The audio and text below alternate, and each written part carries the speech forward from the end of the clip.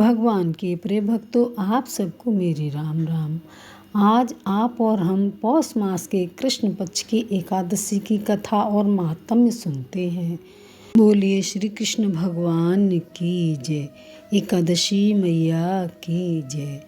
श्री कृष्ण भगवान बोले, हे युधिष्ठिर, मैं दान, स्नान, तीर्थ, तप इत्यादि शुभ कर्मों से शीघ्र प्रसन्न नहीं होता हूँ। एकादशी व्रत करने वाला मुझे प्राणों के समान प्रिय लगता है। पौष मास के कृष्ण पक्ष की एकादशी का नाम सफला है। वह सर्व कार्यों को सफल बनाने वाली है। इसमें भगवान नारायण जी की पूजा होती है। ऋतु अनुसार फल फूल तथा धूप दीप इत्यादि से पूजन करना चाहिए। महात्म्य की कथा भी कहता हूँ, प्रेम से सुनो। चंपावती नगरी में एक महिष्यमान नाम का राजा राज्य करता था। उसके 4 पुत्र थे। बड़े पुत्र का नाम लुम्पक था।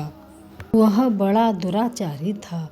मांस मदिरा खाता, पर स्त्री गमन करता, वेश्याओं का संग करना इत्यादि कुकर्म में लिप्त रहता था। पिता ने उसे अपने राज्य से निकाल दिया था।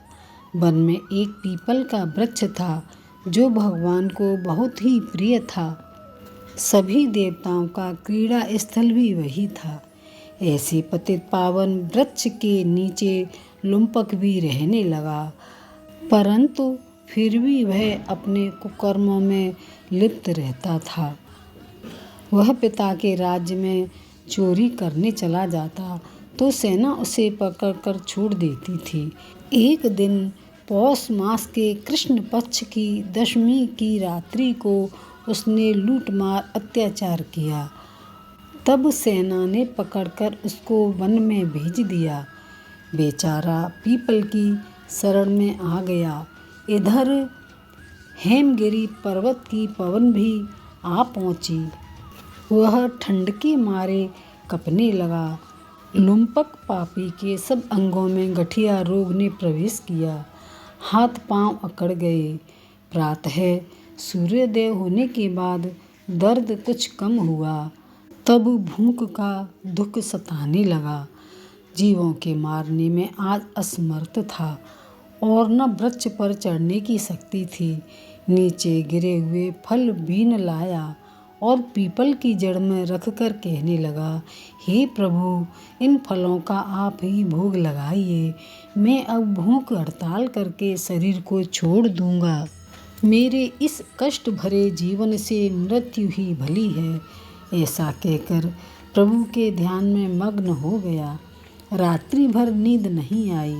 भजन कीर्तन प्रार्थना करता रहा। भगवान नारायण जी ने भी उसके दिए हुए फलों का भोग स्वीकार कर लिया। प्रातः हुई तो एक दिव्य अश्व आकाश से उतरकर उसके सामने प्रकट हुआ और आकाशवाणी द्वारा नारायण जी कहने लगे, तुमने अनजाने में सफला एकादशी का व्रत किया है। उसके प्रभाव से तेरे समस्त पाप नष्ट हो गए हैं।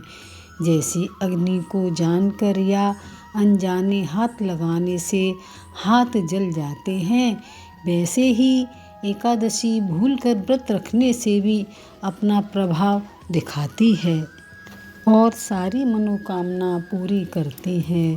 अब तुम इस घोड़े पर सवार होकर अपने पिता के पास जाओ। तुम्हारी सारी मनोकामनाएं पूरी होंगी। सफला एकादशी सर्व कार्य सफल करने वाली है। प्रभु की आज्ञा से लुम्पक पिता के पास आया। उसके पिता ने उसको राजगद्दी पर बिठाया और आप वन में जाकर तप करने लगे। लुम्पक के राज्य में सब प्रजा एकादशी का व्रत विधि सहित किया करती थी। सफला एकादशी के महात्म्य को सुनने से अश्वमेध यज्ञ का फल मिलता है। यह कथा भविष्योत्तर पुराण में वर्णित है।